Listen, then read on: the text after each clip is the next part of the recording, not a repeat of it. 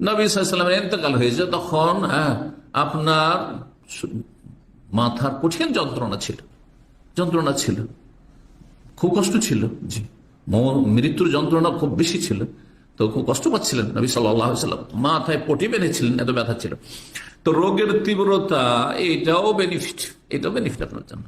কখনো যদি রোগের তীব্রতা হয়, 5646 নম্বর হাদিস বর্ণনা করেছেন মায়েশা রাদিয়াল্লাহু তাআলা আনহা, তিনি বলছেন, মা রাআইতু আহাদান আশাদ্দা আলাইহিল ওয়াজআ মিন রাসূলিল্লাহ সাল্লাল্লাহু আলাইহি ওয়াসাল্লাম।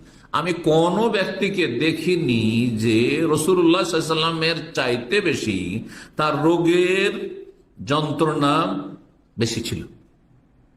আমি নবী সাল্লাল্লাহু আলাইহি ওয়াসাল্লামকে দেখেছি অসুস্থ অবস্থায়, মৃত্যুসজ্জায় যখন তিনি অসুস্থ, তার রোগের যন্ত্রণা ভীষণ ছিল।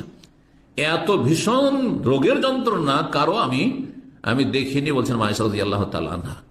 সামির আহমেদ জানতে চেয়েছেন, আজ আমাদের এখানে জুমার খুতবা ইমাম সাহেব বয়ানে বলেছিলেন যে মালাকুল মউতকে জিজ্ঞেস করা হলো, রাসূল সাল্লাল্লাহু আলাইহি সাল্লামের উম্মতের মৃত্যু কি অনেক কষ্টের? উত্তরে তিনি বললেন, যদি কেউ সারা জীবন রাসূল সাল্লাল্লাহু আলাইহি সাল্লাম সুন্নাহর উপরে পার করে, তবে তার মৃত্যু হবে কোনো শিশু যখন মায়ের দুধ পান করতে করতে ঘুমিয়ে পড়ে সেরকম। এ কথা কি সঠিক? বোন সামিরা, দেখুন, ইমানদারের মৃত্যু অত্যন্ত আরামের সাথে হবে, এটি বিভিন্ন হাদিস দ্বারায় বর্ণিত রয়েছে। আর ফাসিক, আল্লাহর অবাধ্য ব্যক্তির মৃত্যু অত্যন্ত কষ্টের সাথে হবে।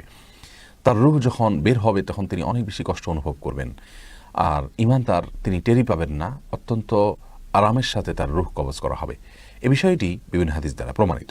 খাইবারে খাবারের মধ্যে বিষ মিশিয়ে দেয়া হয়, জানেন ঘটনা?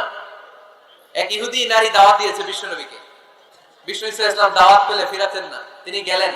খাসির গোশত খেতে পছন্দ করতেন, খাসির গোশতের মধ্যে পয়জন মিক্স করে দেয়া হলো, বিষ।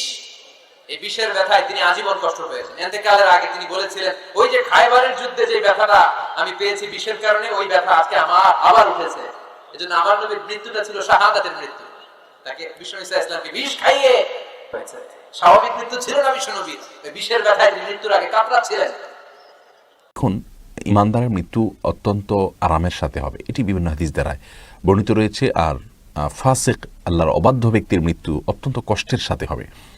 তার রূহ যখন বের হবে তখন তিনি অনেক বেশি কষ্ট অনুভব করবেন। আর ইমানদার, তিনি টেরি পাবেন না, অত্যন্ত আরামের সাথে তার রূহ কবজ করা হবে। নাউজুবিল্লাহ। বাঙ্গু তৌহিদি জনতার আইডল শায়েখ আহমদুল্লাহ কিভাবে এমন কথা বলতে পারলেন? তিনি নবীকে ফাসেক বলে বসলেন। তার বক্তব্যের সারমর্ম তো এটাই, তাই না? যেহেতু নবী মুহাম্মদের মৃত্যু অনেক যন্ত্রণাদায়ক ছিল, সে হিসাবে তো আহমদুল্লাহ নবীকে ফাসেক বা আল্লাহর অবাধ্য বলে বসলেন।